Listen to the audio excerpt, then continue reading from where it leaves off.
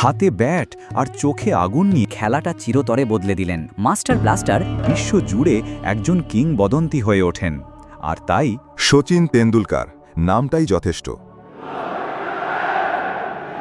ক্রিকেটের ঈশ্বর বলা হয় তাকে, কিন্তু জানেন কি, এই কিংবদন্তির জীবনে এমন কিছু কাহিনী আছে যা খুব কম মানুষই জানেন।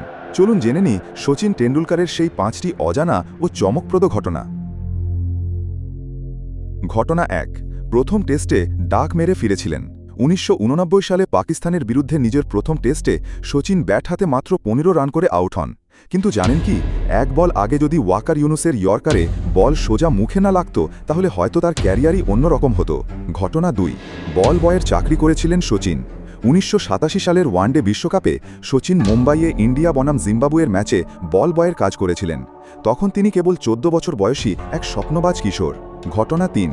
শচীন একবার নো বলে আউট হন। 1999 সালের ভারত পাকিস্তান টেস্টে ওয়াকার ইউনুস তাকে বোল্ড করেছিলেন, কিন্তু রিপ্লেতে দেখা যায় সেটা ছিল নো বল। ভাগ্য সঙ্গে থাকায় তিনি বেঁচে যান। ঘটনা 4। একটি ম্যাচে 19 ঘন্টা ব্যাটিং।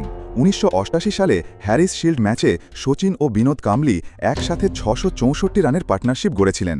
সেই ইনিংসে শচীন প্রায় 19 ঘন্টা ব্যাট করেছিলেন। ঘটনা 5। শচীনের নামে আকাশে একটা তারা আছে। ক্রিকেটে অবদানের জন্য শচীনের নামে আকাশে একটি তারার নামকরণ করা হয়েছে।